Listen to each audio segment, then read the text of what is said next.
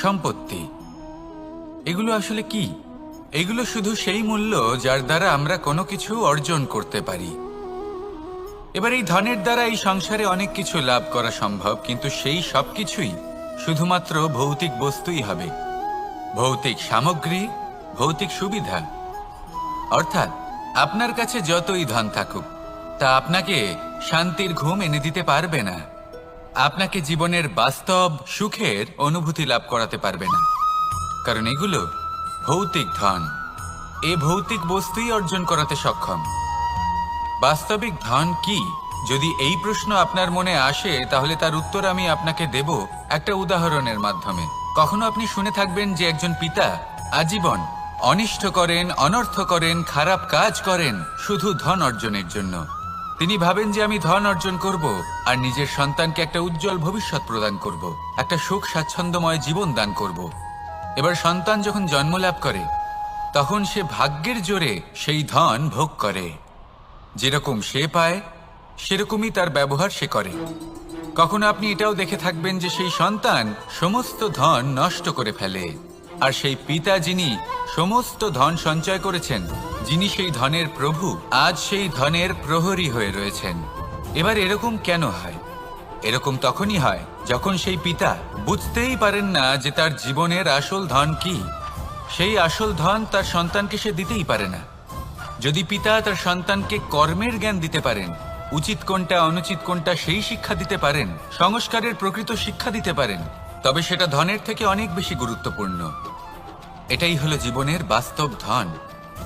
আপনি সেই কথা তো অবশ্যই শুনে থাকবেন, কুসন্তান হলে ধন সঞ্চয় করে কি হবে, সুসন্তান হলে ধন সঞ্চয় করে কি হবে।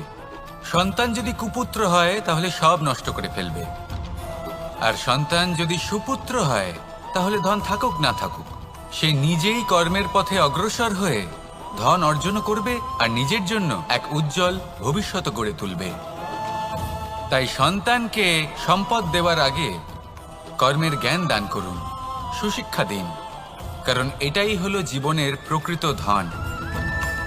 আসুন আর আমার সাথে ভালোবেসে বলুন, রাধা রাধা। বিগত দিনের কিছু কথা মনে পড়ে গেল, এক অদ্ভুত ঘটনা যা অমূল্য শিক্ষা দিয়ে যেতে পারে। বিষয় হলো যক্ষের সাথে যুধিষ্ঠিরের কথোপকথন।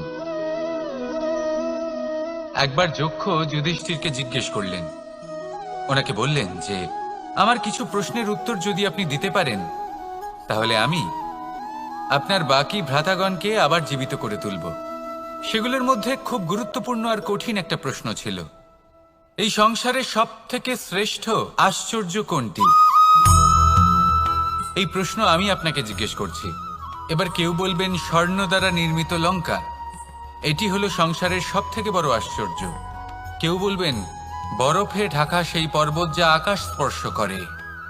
কেউ বলবেন সেই সমুদ্র যার গভীরতা মাপা অসম্ভব ব্যাপার। কেউ বলবেন সেই বায়ু যা আমরা দেখতে পাই না, কিন্তু তা আমাদের জীবন দান করে। সংসারের সব থেকে বড় আশ্চর্য কি, সেই প্রশ্নের উত্তর যুধিষ্ঠির দিয়েছিলেন, আর তা ছিল শ্রেষ্ঠ উত্তর এবং উচিত। উনি বলেছিলেন যে সংসারে প্রতিদিন কোনো ব্যক্তি জন্ম লাভ করেন আর কোনো ব্যক্তি মৃত্যুও লাভ করেন। এবার এই কথাটা সবাই জানেন, সবাই বোঝেন যে যখন জন্মেছি তখন কোনো একদিন আমিও অবশ্যই মৃত্যু লাভ করব। এবার যখন এই কথা প্রত্যেকটা মানুষ জানেন, তখন কেন প্রত্যেক মানুষ এই চিন্তায় থাকেন, এই নিয়ে কষ্ট পান, এই নিয়ে ব্যাকুল হয়ে থাকেন যে উনি একদিন মৃত্যু লাভ করবেন, তার থেকে দূরে পালাতে চেষ্টা করেন, বলেন যে আমি মৃত্যু লাভ করতে চাই না। কেন? যেখানে কোনো না কোনো দিন এটা অবশ্যই হবে। এ হলো ব্রহ্ম সত্য। এই যে ব্যাকুলতা, এই ভয়, এই যন্ত্রণা, এই চিন্তা তার মনকে বাঁচতেই দেয় না, এই জীবন অনুভবই করতে দেয় না। সেই জন্য এই চিন্তা, ব্যাকুলতা, ভয় এসবের কি লাভ? কোনো লাভ নেই।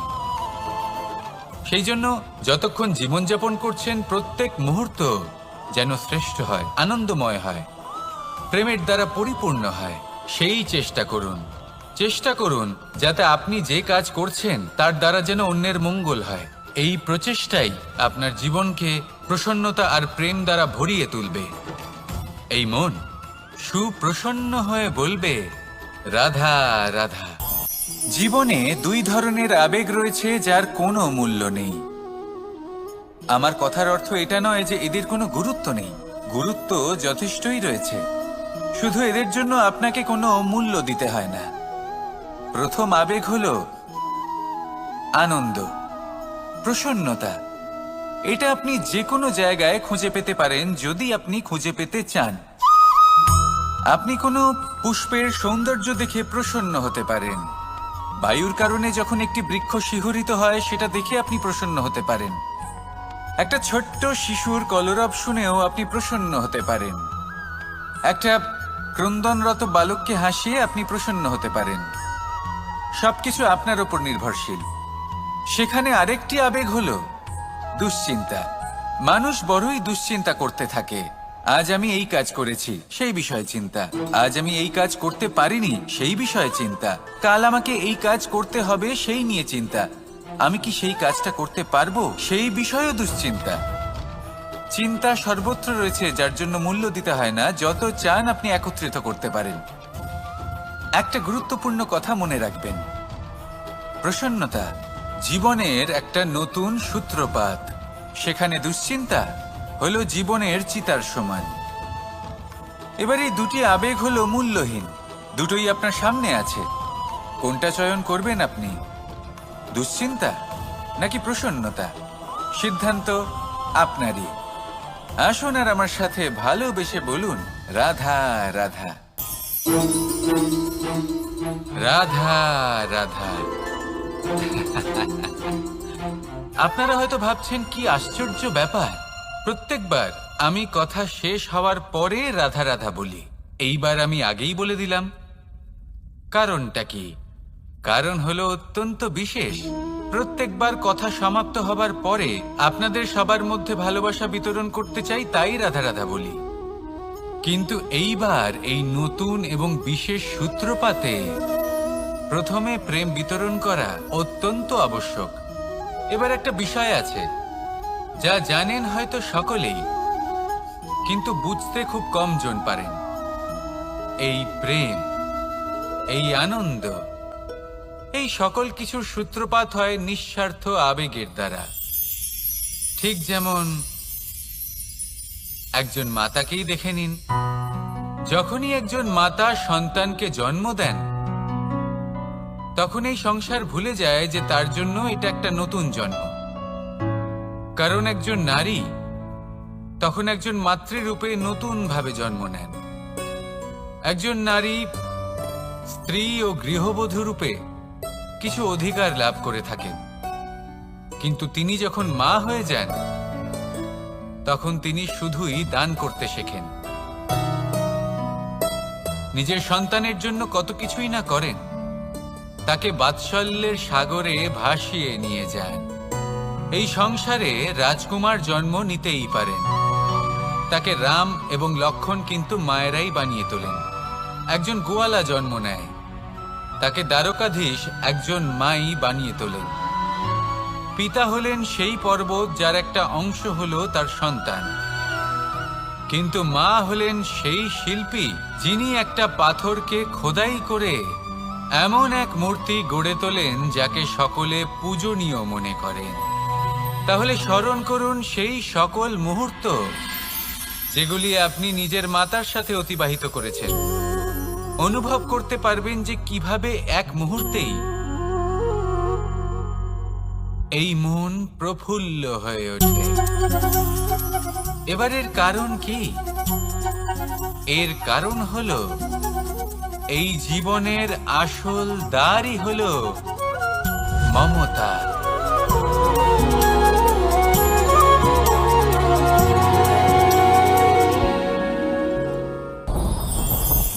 আমার জীবনে পরিচয় হয়েছে অনেক ব্যক্তির সাথে, ভিন্ন ভিন্ন ধরনের মানুষ।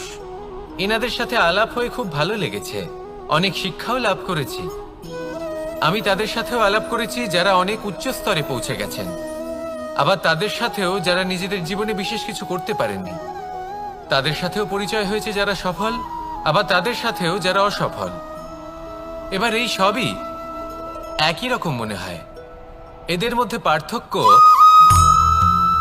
শুধুই মানসিকতার। যখনই কোনো অসফল ব্যক্তির সাথে পরিচয় হয়েছে, তখনই দেখেছি তাদের কাছে সবসময় একটা অজুহাত রয়েছে যে কেন তারা সফল হতে পারেননি। কখনো তারা দোষ দিয়ে থাকেন তাদের ভাগ্যকে, তাদের পরিস্থিতিকে, দোষারোপ করতে থাকেন তাদের মাতা পিতাকে, আত্মীয়দের, বন্ধু বান্ধবদের। কোনো না কোনো অজুহাত সবসময় এদের কাছে থাকে যে কেন তারা সফল হতে পারেননি। সেখানেই যখন সফল ব্যক্তির সাথে পরিচয় হয়, তাদের কাছে সবসময় একটা কারণ থাকে যে কিভাবে এই সমস্যাগুলির ঊর্ধ্বে উঠে সাফল্য লাভ করা যায়। আর সেই কারণ হলো যে যাই হয়ে যাক না কেন, জীবনে এগোতে থাকুন আর আমার সাথে ভালোবেসে বলুন রাধা রাধা। অ দিয়ে অন্ত, আ দিয়ে আরম্ভ, এই দুইয়েরই রাশি সমান। যদি আপনি মন দিয়ে দেখেন তবে দেখবেন এদের সম্পর্ক খুবই নিবিড়। কিভাবে? যখন কোনো কিছু শুরু হয় এটা নিশ্চিত হয়ে যায় যে তা সমাপ্তও হবে। আরম্ভই যদি না হয় তা সমাপ্তও হবে না। যা আরম্ভ হয়েছে তার সমাপ্তি হলো অবশ্যম্ভাবী।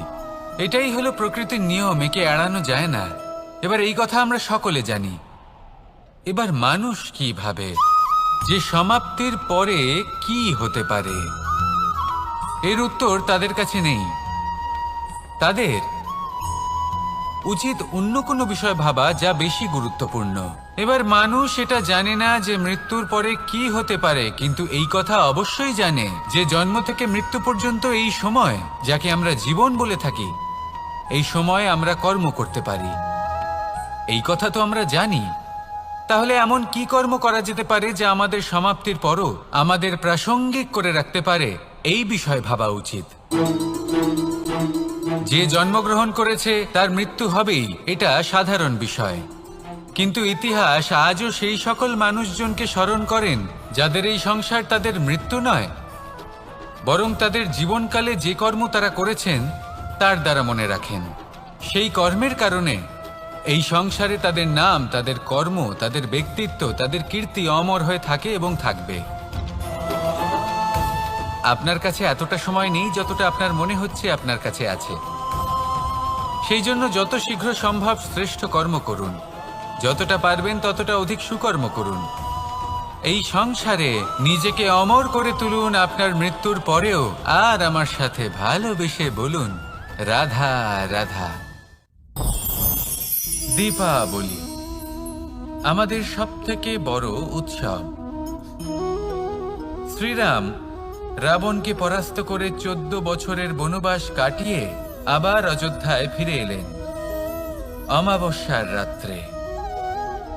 অযোধ্যায় সবাই খুব প্রসন্ন ছিলেন, খুবই উৎসাহিত ছিলেন। অযোধ্যায় সহস্র প্রদীপ প্রজ্বলিত করা হয়েছিল এই উৎসবে। একে আমরা দীপাবলি বলে থাকি। এবার এই বিষয়ে আমরা সকলে জানি। আপনি কি এটা জানেন যে শ্রীরাম বাস্তবে অমাবস্যার এক রাত আগেই অযোধ্যায় পৌঁছে গেছিলেন? সবার সামনে অমাবস্যার রাতে এসেছিলেন। এর কারণ কি? শ্রীরাম প্রমাণ করতে চেয়েছিলেন যে যে কোনো সময়, দিন হোক বা রাত, শুভ বা অশুভ হয় না। শুভ অশুভ কিছু থাকলে তা হলো মানুষের চিন্তা, তার ভাবনা, তার নির্বাচন আর তার কর্ম। নিজেই দেখে নিন। শ্রীরাম শুভ কাজ করে ফিরেছিলেন এবং অমাবস্যার মতো গভীর এক রাত্রিকেও দীপাবলিতে পরিবর্তিত করেছিলেন। এমনটাই যদি আমরা করতে পারি, তাহলে এমন কোনো গৃহে যান যেখানে অসহায় ব্যক্তি রয়েছেন, যা অন্ধকারাচ্ছন্ন, আর সেখানে প্রকাশ প্রজ্বলিত করুন। প্রকাশ সহায়তার, প্রেরণার, আশার। যদি এমন কিছু আমরা করতে পারি, তাহলে তাকে প্রকৃত অর্থে দীপাবলি বলা যেতে পারে। তাহলে নিজের পরিবারের সাথে দীপাবলি পালন করুন। আপনাদের শুভেচ্ছা জানাই। আসুন আর আমার সাথে ভালোবেসে বলুন রাধা রাধা। এবার এরকম কেন হয়? এরকম তখনই হয় যখন পিতা বুঝতেই পারেন না যে তার জীবনের আসল ধন কি। সেই আসল ধন তার সন্তানকে সে দিতেই পারে না।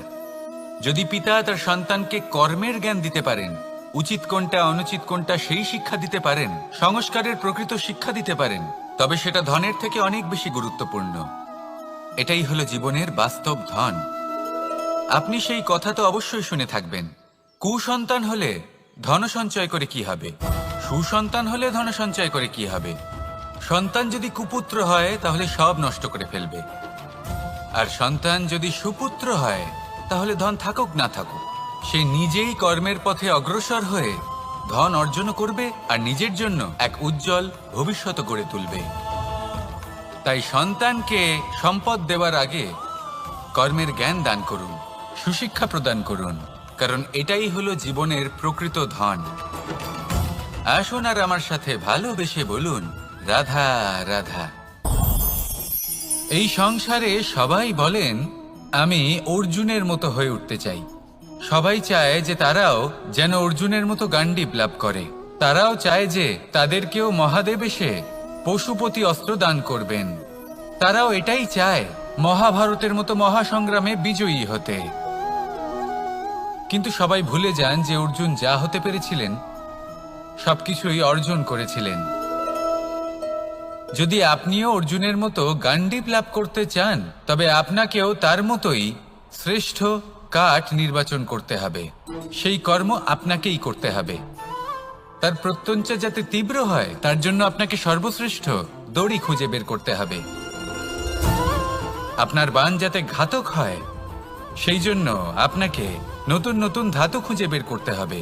সেই শিক্ষা আপনাকে লাভ করতে হবে, তবেই আপনার ইচ্ছে পূর্ণ হবে। অর্জুন হওয়া বড়ই সরল যদি আপনি কিভাবে অর্জন করতে হয় তা জানেন। শুধুমাত্র স্বপ্ন দেখেন যারা, তারা কখনোই অর্জন করতে পারবেন না। কিন্তু যদি কেউ অজ্ঞাতবাস ভোগ করতে পারে, যদি কেউ লাক্ষাগৃহ থেকে পালিয়ে বাঁচতে পারে, যদি কেউ কঠোর তপস্যা করতে পারে, প্রতীক্ষা করতে পারে এবং পরিশ্রম করতে পারে, তাহলে সে অর্জুন অবশ্যই হয়ে উঠবে। যদি আপনি অর্জুন হয়ে উঠতে চান তাহলে কর্ম করতে শিখুন আর আমার সাথে ভালোবেসে বলুন, রাধা রাধা। পাণ্ডবরা বন থেকে এসেছিলেন। ওনাদের কাছে না কোনো ধন ছিল, না কোনো সম্পদ, না বিদ্যা। নিজের পরিশ্রমের দ্বারা ওনারা বিদ্যা অর্জন করেছিলেন, আর তার দ্বারাই সম্পদ অর্জন করলেন আর ধনও অর্জন করলেন। এই পাণ্ডব ছিলেন অত্যন্ত কুশল এবং শক্তিশালী। যুধিষ্ঠির নিজের পরিশ্রম দ্বারা এমন জ্ঞান অর্জন করেছিলেন যে এই সংসার ওনাকে ধর্মরাজ যুধিষ্ঠির অভিহিত করেছিল। দেখতে গেলে পাণ্ডবদের কাছে সবকিছুই ছিল, কিন্তু যখন বিষয় এলো আরো ধন লাভ করার, তখন যুধিষ্ঠির, যিনি পাণ্ডবদের মধ্যে জ্যেষ্ঠ, তিনি সকল পাণ্ডবদের সাথে দ্যুতক্রীড়ায় অংশগ্রহণ করে ফেললেন। এর ফলে না শুধু ধনলক্ষ্মী, ধর্মলক্ষ্মী, বিবেক লক্ষ্মীকেও হারালেন, আর শুধু তাই নয়, নিজের গৃহলক্ষ্মী দ্রৌপদীকেও হারিয়ে ফেললেন। এর কারণ কি? ভুলে গেলেন খুব সহজ একটা কথা, এই সংসারে সম্মান এবং সাফল্য দুটোই পরিশ্রমের দ্বারা লাভ করতে হয়। কিন্তু দ্যুতক্রীড়ার এই খেলা আমাদের ভাগ্যের উপর নির্ভরশীল। এই সংসারে দুটি পথ রয়েছে। একটা পথ যেখানে কর্ম এবং পরিশ্রমের দ্বারা আপনি নিজের পথ নিজেই রচনা করতে পারবেন, আর দ্বিতীয় পথ হলো যেখানে এই ভাগ্য এক মুহূর্তে আপনাকে শিখরেও পৌঁছে দিতে পারে, আবার ধূলিসাৎ করে দিতে পারে। আপনি কোন পথ বাছবেন সেই চয়ন আপনারই। আসুন আর আমার সাথে ভালোবেসে বলুন, রাধা রাধা। কোনো এক সময়ের ঘটনা এটা। মা এবং বাবা হাটে গিয়েছিলেন, তখন আমি আর দাদা গিয়েছিলাম গরু চড়াতে। আমরা বাড়ি ফিরে এলাম, আর মা সেই সময় একটা কাজ করতেন। যখনই হাটে যেতেন দরজা তালা বন্ধ করে যেতেন। উনি খুব ভালো করে জানতেন যে যদি ওনার এই মাখন চোর সঠিক সময়ে পৌঁছে যায় তাহলে এক ফোঁটাও মাখন আর অবশিষ্ট থাকবে না। এবার ঘটনা কিছুটা এরকম হলো যে মা আর বাবা মাঝে মাঝে হাটে যেতেন, তাই মাঝে মাঝেই দরজা তালা বন্ধ করতে হতো। যখন মা আর বাবা ফিরে এলেন তখন বাবা ভুলে গিয়েছিলেন যে এই চাবির গোছা থেকে ঠিক কোন চাবিটা দরজার তালা খোলার জন্য উপযোগী। উনি চেষ্টা করতে শুরু করে দিলেন। একটার পর একটা চাবি দিয়ে উনি চেষ্টা করতে থাকলেন, কিন্তু সেই দরজার তালা তো খুলতেই চাইছিল না। ওনার মাথা থেকে ঘাম পড়তে শুরু করলো। তখন মা বললেন যে তালা ভেঙে দেওয়া যাক। মা চলে গেলেন, আর বাবা বললেন না না দাঁড়াও, আর কিছু চাবি বাকি আছে, এটা হয়তো খুলতে পারবো। মা হাতুড়ি নিয়ে চলে এলেন সেই তালা ভাঙার জন্য, আর তখনই বাবা শেষ চাবিটা প্রয়োগ করলেন আর দরজার তালা খুলে গেল। যদি উনি চেষ্টা না করতেন তাহলে এই তালাটাও ভেঙে যেত আর চাবিটাও নষ্ট হয়ে যেত, ঠিক কিনা? এবার এই ঘটনাটা আমি দেখেছিলাম, আর আমার মনে হলো যে কখনো কখনো এই চাবির গোছার মধ্যে থেকে শেষ চাবিটাও কিন্তু জীবনের দরজা খুলে দিতে পারে। সেজন্য আপনি যদি জীবনে সাফল্য লাভ করতে চেষ্টা করেন, নিজের লক্ষ্যে পৌঁছতে চান, তাহলে হার মানবেন না। হয়তো দেখবেন আপনার পরবর্তী প্রচেষ্টা বা এই অন্তিম প্রচেষ্টা আপনাকে সাফল্যের পথে নিয়ে গেল। তাই নিরন্তর প্রচেষ্টা করতে থাকুন, জীবনে সাফল্য লাভ করুন, আর আমার সাথে ভালোবেসে বলুন রাধা রাধা। কোনো এক সময়ের কথা, একজন জেলের একটা ছোট্ট পুত্র ছিল। সে ভাবলো যে আমি আমার বাবার মতোই মাছ ধরব। তখন সে একটা লাঠি নিল, তাতে দড়ি বাঁধল, আর সেই দড়ির মুখে যে কাঁটা বিঁধে থাকে তাতে চারা ঝুলিয়ে জলে ফেললো আর বসে থাকলো। কিছু সময় পরে জলে একটি তরঙ্গ দেখা গেল। ও বুঝতে পারলো খুব বড় একটা মাছ ফাঁদে পড়েছে। ও বল প্রয়োগ করলো, সেটা টানার চেষ্টা করলো। মাছও বল প্রয়োগ করলো, আর শেষে যেটা হলো সেই দড়ি ছিঁড়ে গেল আর মাছ বেঁচে পালিয়ে গেল। দেখুন, ও অনেক চেষ্টা করলো কিন্তু অসফল হলো। কখনো অধিক বল প্রয়োগ করলো, আবার কখনো কম বল, কিন্তু কিছুতেই সফল হলো না। ও পঞ্চমবার প্রচেষ্টা করলো, না বেশি বল প্রয়োগ করলো না কম, ততটাই বল প্রয়োগ করলো যতটা পর্যাপ্ত, ঠিক ততটাই বল যতটা বল সেই মাছ প্রয়োগ করলো। আর শেষ পর্যন্ত জীবনে প্রথমবার ও মাছ ধরতে সফল হলো। এবার এই কথার সারমর্ম কি? ভারসাম্য। এটাই হলো জীবনের সবথেকে বড় নিয়ম। আমাদের সবার জীবনে সমস্যা রয়েছে, কখনো মন দিয়ে ভেবে দেখবেন। জীবনে যদি কোনো ক্ষুদ্র সমস্যা বা ছোট সমস্যা থাকে আর সেটা সমাধান করার জন্য আপনি বেশি চেষ্টা করছেন, তাহলে তার দ্বারা সমাধান হয় না, বরং আরো বিপদ বেড়ে যায়। যখন কোনো বড় সমস্যা থাকে আর আপনি কম চেষ্টা করতে থাকেন, তখন সমাধান হয় না, তা চলতেই থাকে। শুধু এটাই হলো ব্যাপার। জীবনের সমস্ত সমস্যার একটা ভারসাম্য বজায় রাখা, যদি এটা আপনি শিখে ফেলতে পারেন, জীবনটা আপনার হাতের মুঠোয় থাকবে।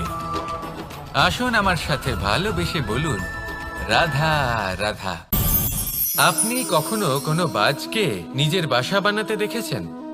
এই বাজ যখনই কোনো বাসা বানায় তখন উঁচু গাছের ডালে বা কোনো পর্বতের শিখরে বাসা বানায়, অনেক উচ্চতায়, আর সেখানে তার সন্তানও জন্মগ্রহণ করে।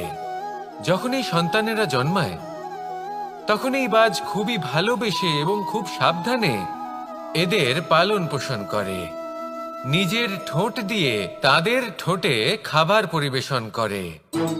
কিন্তু যেই সেই সন্তানেরা হৃষ্টপুষ্ট হয়ে যায় এবং সেই কথা বাজ নিজে বুঝতে পেরে যায়, সেই বাজ নিজেই সেই বাসা ছিন্ন ভিন্ন করে দেয়।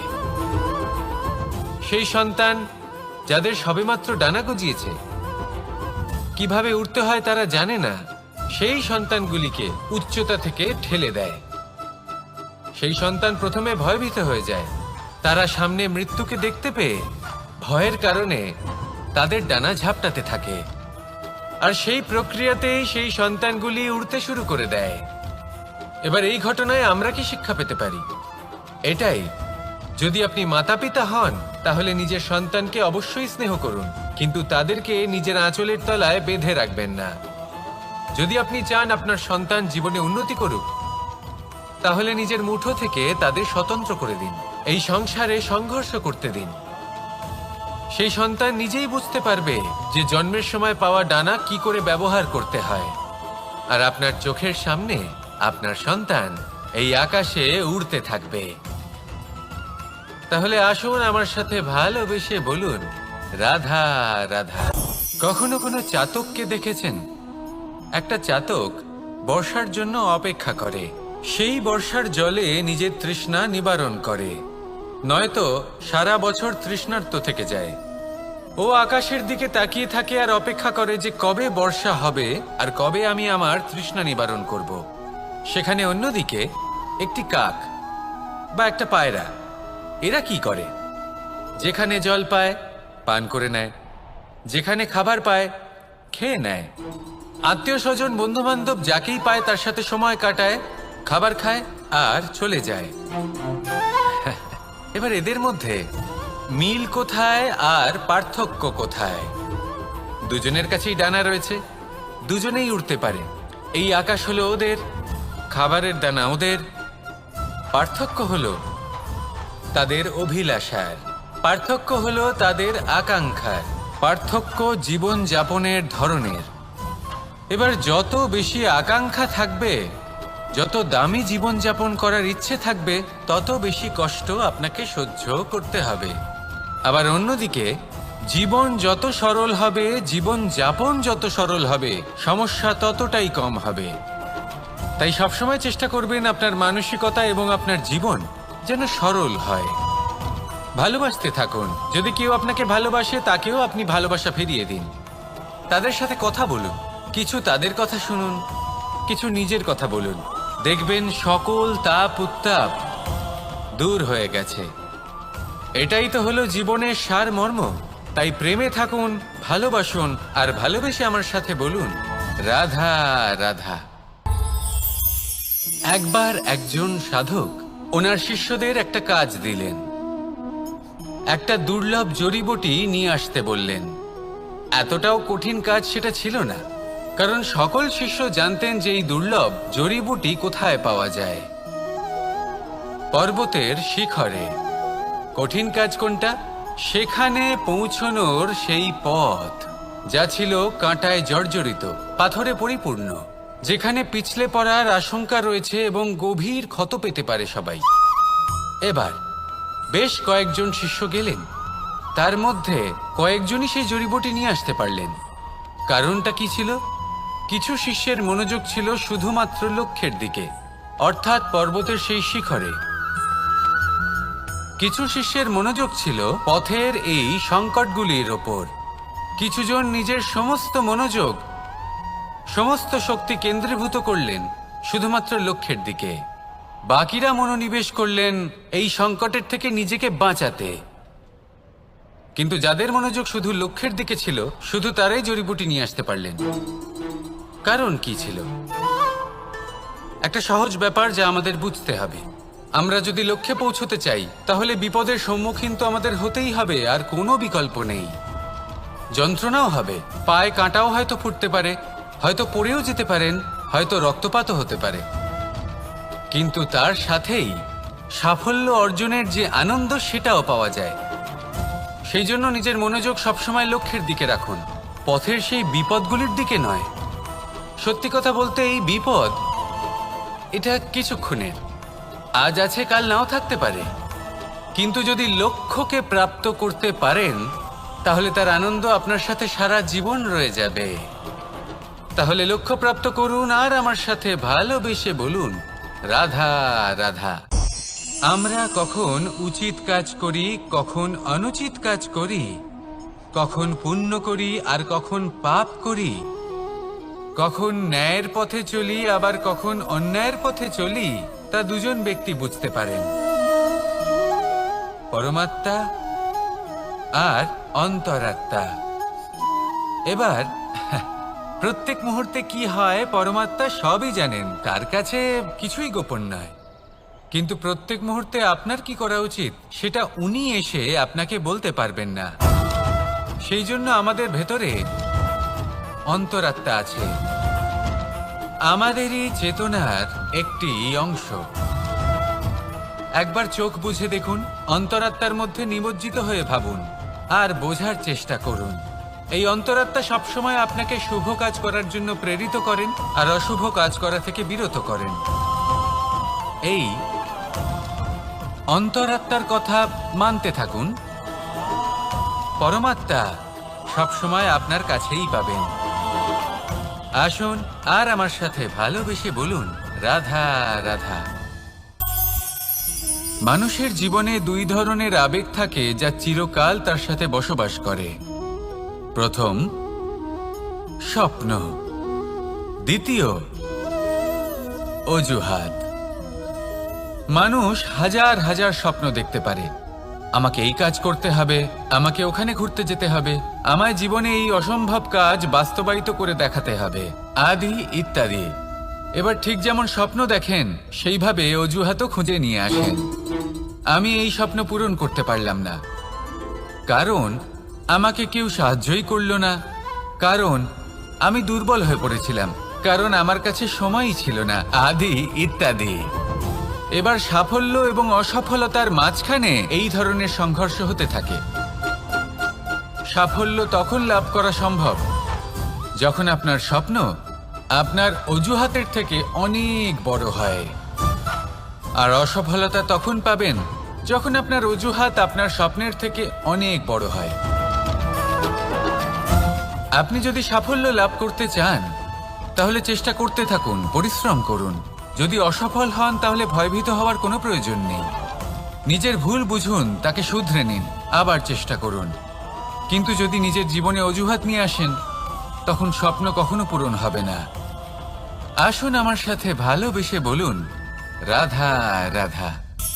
এমন কিছু রয়েছে মানুষের মনে, তাদের জীবনে এমন এক আবেগ যা সর্বজন বিদিত, যা সবাই জানেন যে উপস্থিত আছে। সেটাকে আমরা সমস্যা বলে থাকি। এমনিতে আমরা সকলেই জানি যে এমন কোনো গৃহ নেই যেখানে মৃত্যুর ছায়া পড়েনি, এমন কোনো বৃক্ষ নেই যার দ্বারা ওষুধ তৈরি সম্ভব নয়, এমন কোনো অন্ন নেই যা সময়ের সাথে বিষ বা অমৃতে পরিণত হতে পারে। এবার এই সমস্যাগুলি কোনো ব্যক্তির জন্য সমস্যা হতে পারে, কিন্তু নিজে থেকে এরা কোনো সমস্যাই নয়। এরা আসে আমাদের সাহায্য করতে, আমাদের কিছু শেখাতে। আপনি নিজেই দেখুন, পর্বতের শিখর থেকে কোনো এক পাখি পড়ে গিয়ে নিজের প্রাণ ত্যাগ করল। সেটা কখন সম্ভব? যখন সেই পাখি ওড়ার চেষ্টাই করে না। তখন যখন কোনো ব্যক্তি জলে পড়ে যান এবং ডুবে গিয়ে নিজের প্রাণ হারান, এর সম্ভাবনা কখন বেশি থাকে? যখন সেই ব্যক্তি সাঁতার কাটার চেষ্টাই করেন না। তখন এই সমস্যা প্রত্যেকের জীবনে থাকবেই, কিন্তু এটা মনে রাখা প্রয়োজনীয় যে কোনো সমস্যা পরিস্থিতির কারণে সমস্যা হয়ে ওঠে না। এই পরিস্থিতি যখন আমাদের সামনে আসে আমাদের তা কঠিন মনে হয়, আমরা নতমস্তক হয়ে পড়ি, ভয়ভীত হয়ে পড়ি, তার সম্মুখীন হতে পারি না। তখন তা সমস্যার রূপ নেয়। দৃঢ় হয়ে দাঁড়িয়ে থাকুন সাহসের সাথে, এই পরিস্থিতিগুলির সম্মুখীন হন। দেখবেন সমস্যা কখন সাফল্যে পরিণত হবে আপনি জানতেই পারবেন না। আসুন আমার সাথে ভালোবেসে বলুন, রাধা রাধা। সময় যা সবকিছুকে সমান করে দিতে পারে, যা সব থেকে বেশি শক্তিশালী, সব থেকে বড় সম্পত্তি, সব থেকে বড় শিক্ষক এবং সব থেকে বড় সুযোগ।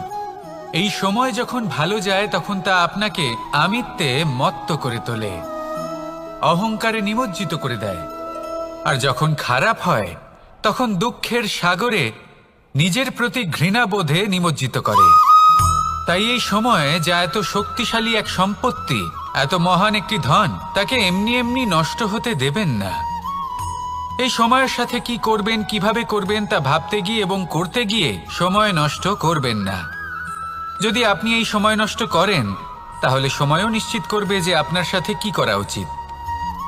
তাই সময়ের সদ্ব্যবহার করুন আর আমার সাথে ভালোবেসে বলুন, রাধা রাধা।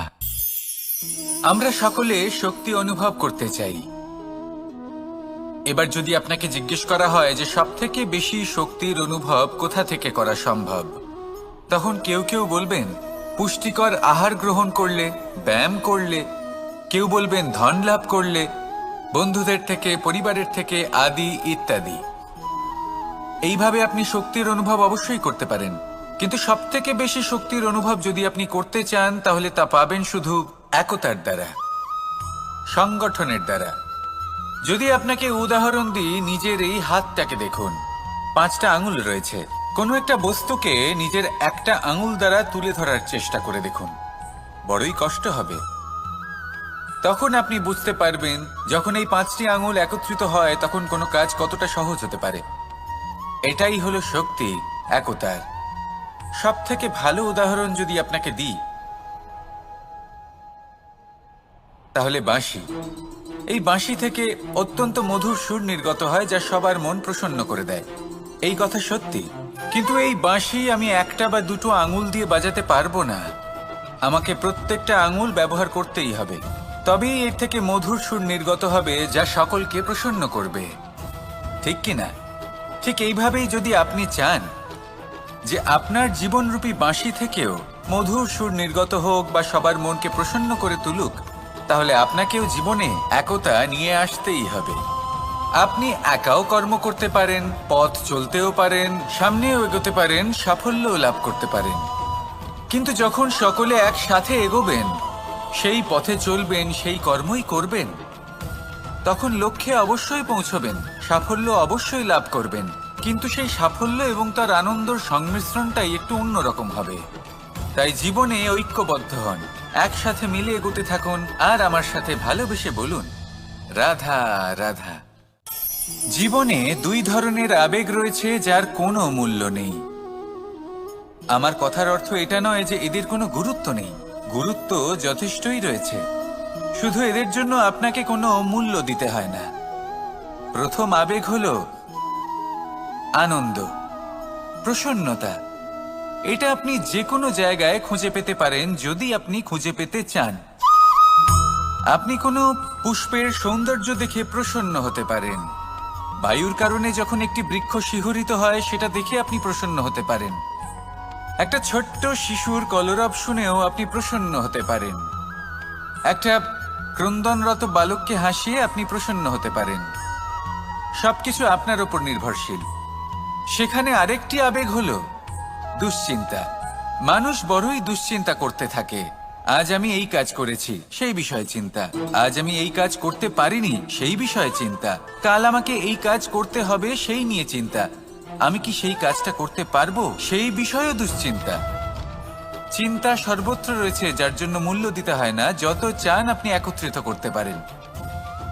একটা গুরুত্বপূর্ণ কথা মনে রাখবেন, প্রসন্নতা জীবনের একটা নতুন সূত্রপাত। সেখানে দুশ্চিন্তা হলো জীবনের চিতার সমান। এবার এই দুটি আবেগ হলো মূল্যহীন, দুটোই আপনার সামনে আছে।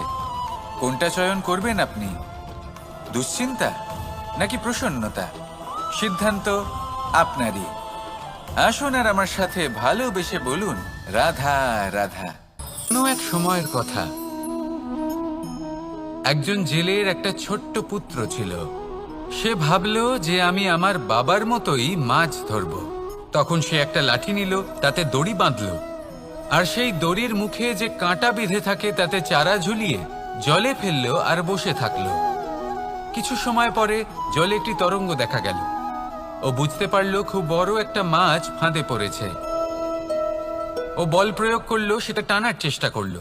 মাছও বল প্রয়োগ করলো, আর শেষে যেটা হলো সেই দড়ি ছিঁড়ে গেল আর মাছ বেঁচে পালিয়ে গেল। দেখুন, ও অনেক চেষ্টা করলো কিন্তু অসফল হলো।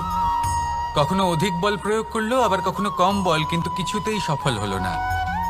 ও পঞ্চমবার প্রচেষ্টা করলো, না বেশি বল প্রয়োগ করলো না কম, ততটাই বল প্রয়োগ করলো যতটা পর্যাপ্ত, ঠিক ততটাই বল, যতটা বল সেই মাছ প্রয়োগ করলো। আর শেষ পর্যন্ত জীবনে প্রথমবার ও মাছ ধরতে সফল হলো। এবার এই কথার সারমর্ম কি? ভারসাম্য। এটাই হলো জীবনের সবথেকে বড় নিয়ম। আমাদের সবার জীবনে সমস্যা রয়েছে, কখনো মন দিয়ে ভেবে দেখবেন। জীবনে যদি কোনো ক্ষুদ্র সমস্যা বা ছোট সমস্যা থাকে আর সেটা সমাধান করার জন্য আপনি বেশি চেষ্টা করছেন, তাহলে তার দ্বারা সমাধান হয় না, বরং আরো বিপদ বেড়ে যায়। যখন কোনো বড় সমস্যা থাকে আর আপনি কম চেষ্টা করতে থাকেন, তখন সমাধান হয় না, তা চলতেই থাকে।